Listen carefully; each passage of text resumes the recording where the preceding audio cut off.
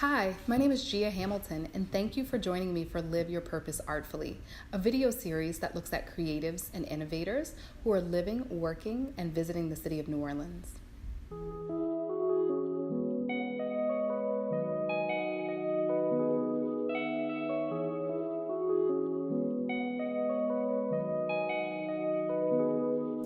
So I'm thrilled to be able to sit down with you, Tiffani Sheriff, and just really someone who has been a friend and a colleague and someone I've really deeply admired for almost 10 years. When I think about where and how we met, I feel like we met through Grigri Lab, which was this incubator space that had a gallery and a residency and a healing room. And great parties. But I knew you, or I met you as an artist, as a painter. And I remember you just talking about painting with just such passion. But I also remember that you were deeply in the fashion world and Yes. really into aesthetics. Yes. So, but there's been this whole journey. So I would love to just hear from you what you feel like that kind of trajectory and journey has been. Definitely. So I've been painting for some time. And I had an art show in Baltimore that funded my move and transition to New Orleans. And so I came here with the proceeds of the sales from the show. I had a bag of vintage clothing, and I said, between this money and these clothes, I'm gonna make it. And now we're 10 years later, and things just keep happening. So yes, I had maybe 6 weeks after moving here, I maybe painted another few pieces, commissions. One was for school, an African-centered homeschool, and a few things. But what kept me and what held me down was the vintage clothing. And that turned into the store on Oak Street and kind of evolved into the major inspiration and fuel of what I do today. Yeah, okay, so yes, there was a store on Oak Street. I remember it distinctly. What was the name of the store? It was Confess Apparel. That's right, Confess Apparel. You dressed many people. Yes, so I have. Not only were you selling vintage clothes, but you were also styling and consulting, and I feel like even doing some work with the film industry. I was doing a lot of studio pulls for various productions. This was right when the film industry started booming in New Orleans. Yeah. So I was thankful to have a space and kind of be a part of that kind of new industry in the city, and it was fun. It was a lot of fun. But my favorite thing was working with people one-on-one in the space, and that transitioned. The job of an owner. What do you call it when it's not owner occupied, but you know what I'm saying. That's a very, very hard life where you're responsible for all of the major business decisions, and then you're the buyer, you're the merchandiser, you are everything. And so there was burnout, and I left. I went to visit family abroad, and my intentions were to stay, but then the siren song of New Orleans was like, nope, you're coming back. Yeah. And then that's where I kind of gathered a lot of the skills that brought me to my current role as the CEO of MUSINGS, which is the name of my consulting firm. So from there, I came back and I started working for Chanel as a brand ambassador for the New Orleans ready-to-wear boutique inside of the Saks Fifth Avenue. And that exposed me to buying on a major level, and a lot of going to conclaves in New York and just having all of these experiences. And I was like, wow, this is kind of like what I did before, except I'm not responsible for every single detail. Yes. And what if I took the information I learned from working for this mega brand to smaller brands and really built, meaningful work and supported very meaningful work in my community and elsewhere. Yeah. And so it's kind of how the whole thing started. And, little mini steps in between a lot, but then it landed into me launching MUSINGS March of this year. Yeah, I talk a lot with people about how, we're taught to think that our careers or the work that we do or the jobs that we have, go from point A to point B, right? You train as something, you may apprentice or intern with, you know, doing that thing, and then you go to work in that field. Mm-hmm. And I think we all know in our generation, like, that just doesn't exist. It's not real. Right? It's literally not real anymore. You know? Right. I'm really curious, because I know a little bit about this, but I feel like you had a sort of epiphany around this trip abroad. Like, there was something major that really shifted, like, your trajectory and, like, the work that you would do and the way that you would do this work. So tell me a little bit about that, because I feel like that influences how you approach this consulting work. Yes. Yeah. It was the theme I came back with was integration. I cannot be so disjointed, and I felt like depending on what space I occupied, I had a completely different I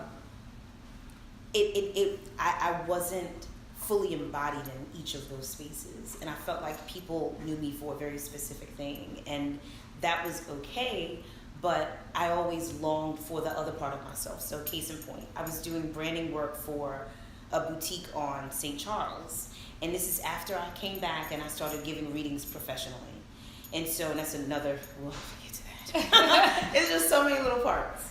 And a gentleman that I had a relationship with would give my number to various people that came in for, you know, spiritual counsel and for astrology readings. So a guy called me, we meet, we have this session. 6 months later, I'm in this space doing merchandising, whatever I'm doing. And he comes in, and I'm looking at him, and I'm like, oh my God, this man looks so familiar.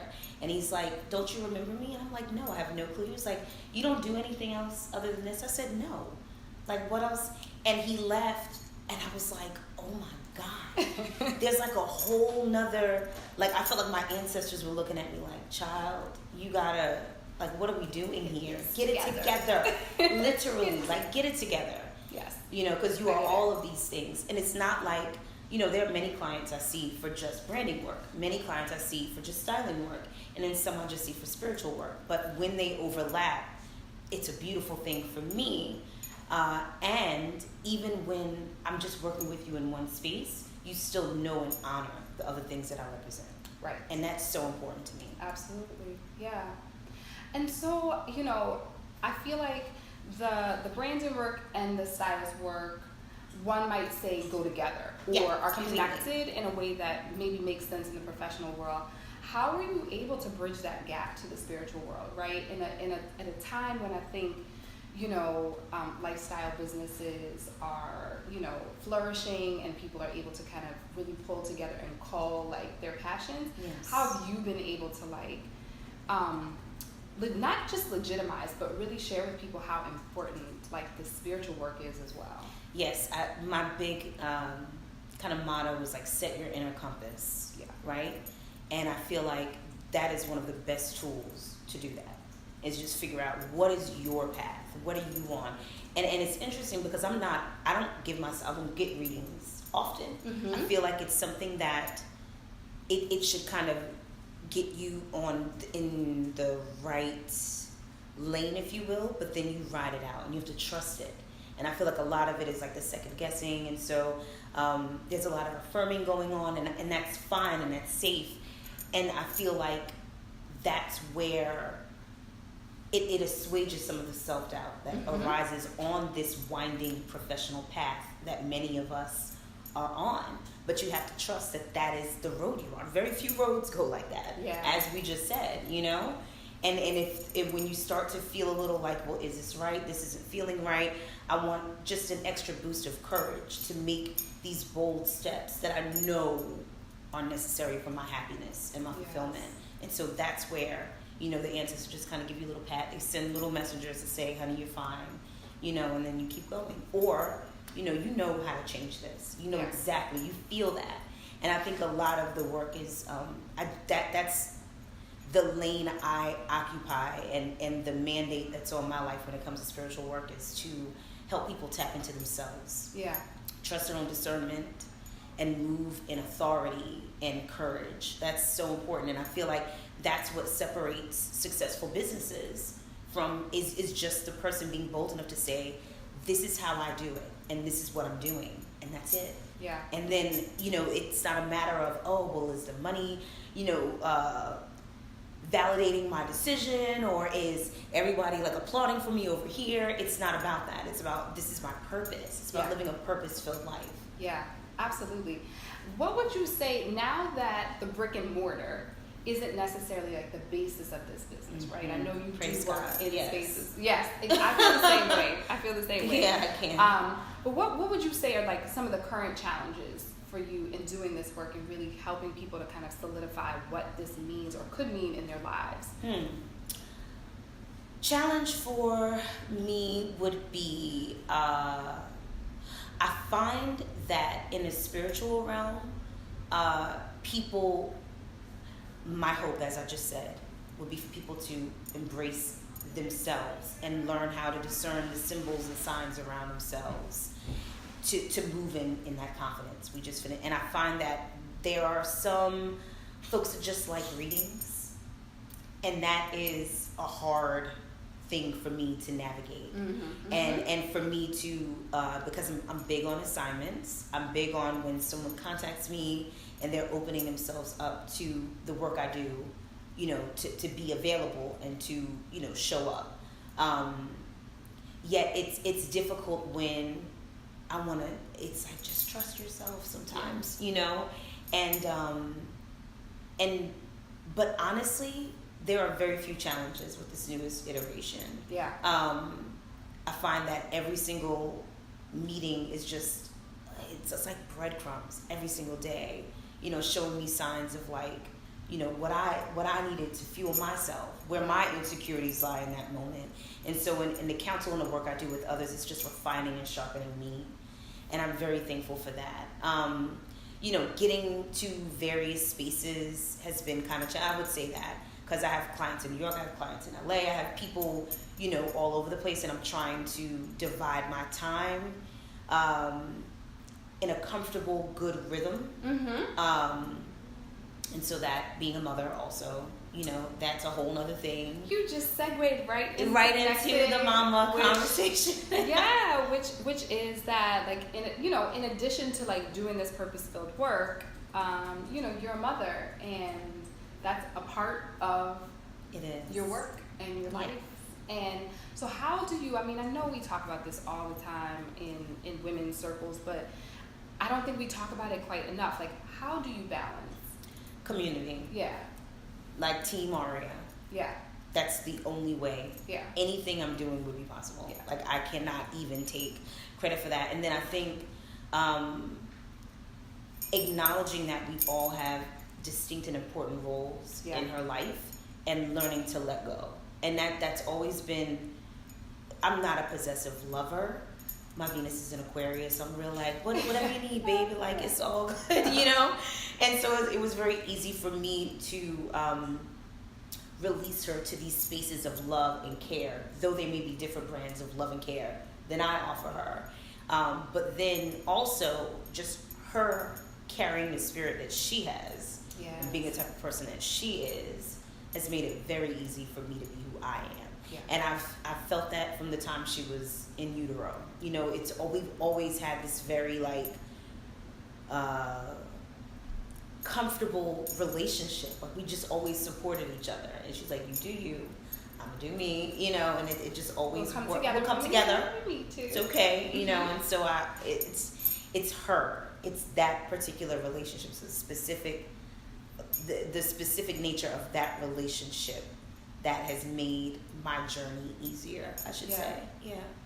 Yeah. So like, as you're thinking about like all of these integrated elements of your life that are important to you, that like fuel you, we were kind of giggling before we started about self-care. Yes. Which is another kind of like buzzword, right? Yes. Like motherhood, that, you know, I feel like we just have to have constant, regular conversations about what that means. Yes. So what does it mean to you? Like, what are the things that like bring you joy, or like are restorative, or help remind you of why you do the things that you do? Yes. You know. Yeah, so dancing. That's a big thing for me. Like going out to dance. And we share that. Yes. Like it's necessary for me. And then I'm really big on aesthetics, so there are just certain things that I'll play in my own closet. I will, you know, play with my it's more me and my clothes. That's really, I was going to say, you know, I appreciate nails and all that other stuff. But for me, it's like, you know, let me go through and just kind of explore and shopping and things of that nature. Just kind of the leisurely pace with which I just brought and refreshed beauty in my world all the time. Mm-hmm. Like that's the one thing I miss about the vintage store. Yeah. Was I was constantly, like, it was a constant movement of beautiful objects and things being dispatched all over the place, and it was just it was this a wonderful conduit of beauty. Oh, it was just amazing. So I do miss that. But yeah, it's like I say, it's a lot of deferred self-maintenance at times, just keeping up with the pace of life and taking care of, you know, the things that I have to take care of. Yet, you know, I know how to care for myself in simple ways. Deep restorative breaths, you know, like whatever I have to do to just get through the moment sometimes, and to remind myself that I'm alive and I'm important, and that, you know, there's a larger force that's caring for me as I care for others. And, you know, there's a lot of that. I feel like that's so important for you to touch on those things, right? Like so often, you know, when we hear self-care, they're like these very specific, almost sometimes regimented things that I think are important, right? Like, I don't want to take away from that. And a lot of times they're rooted in the beauty industry or things that we should be doing. But I think it's so important to hear you say something like restorative breath, right? Like, that actually, every time we can consciously breathe, we have an opportunity to actually be doing, like, engage in self-care, you know? Every time we make an affirmation to self, we have an opportunity to, like, reset after a bad morning or a difficult weekend or not getting enough sleep, you know, where it's like, we're hitting this reset and we're going to step into this next moment. Exactly. And that's something, being a mom and a businesswoman, you learn how to do that kind of stuff on the go. You have to. It's true. You have to. Or else it would never get done, you know? It's very true. I feel like I have some moments last week. It had been a really busy morning. Things were not going well. It was like one of those Murphy's Law mornings where it was like everything that could go wrong went wrong. And I dropped everyone off, and I literally just pulled off to the side on the road, and I just like sat there, and I was like, I'm just gonna like close my eyes for like 10 minutes, and like that's it. I'm just gonna sit and close my eyes and be in like stillness and darkness. And then I did it, and I got back on the road, and I was like, I was like, that actually works. Yeah. I was like, okay, I can handle this. I was like, all right, I'm not gonna have road rage on my way home. I'm not gonna like be angry or resentful with the next person I talk to. You know, it's okay. Yes. You know, to your point, I'm kept. You know, That's right. So as you think about this new business that was launched in March, that really is this culmination of things that you have been obviously studying, thinking about doing, immersed in. What do you feel is next? What's the vision? What would you want to see out in the world? And what do you need?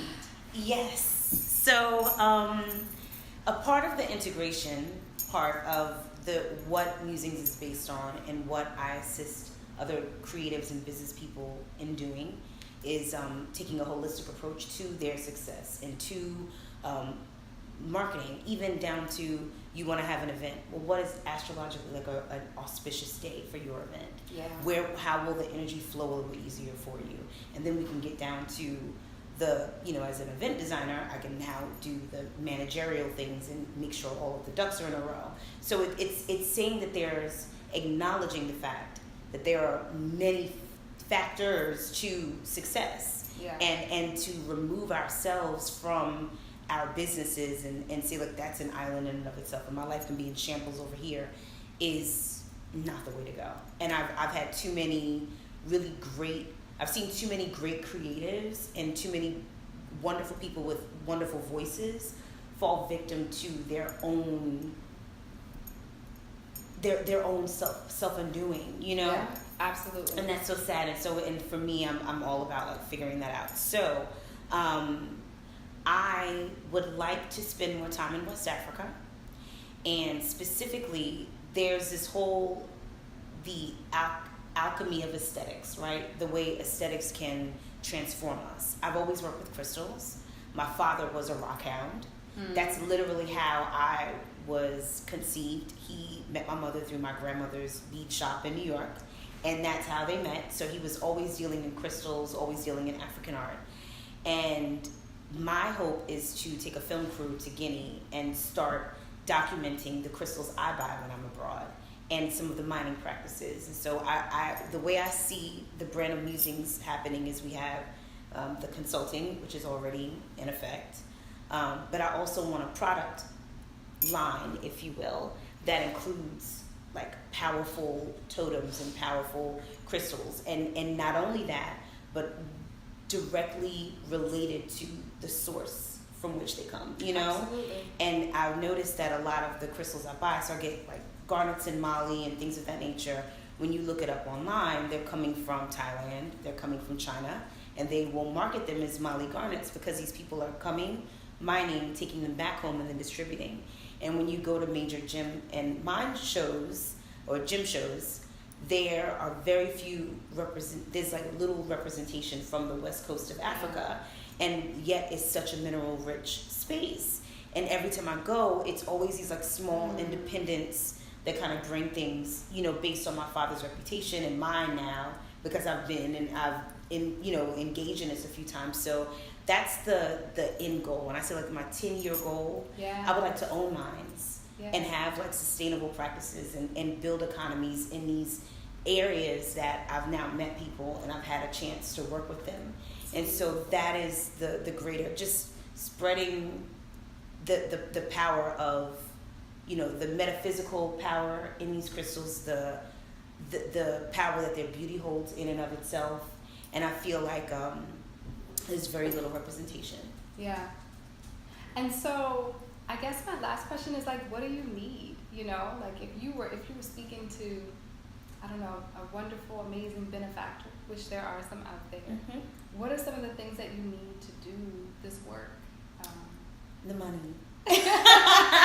Very clear about that. Yes. You know, I have amazing relationships with people in the film industry, and it would just be investment. Yeah. At this point, we're definitely there. Very strong vision, you know, very strong ideas of like how to execute, and it's just a matter of the funds to make it all happen. Yes.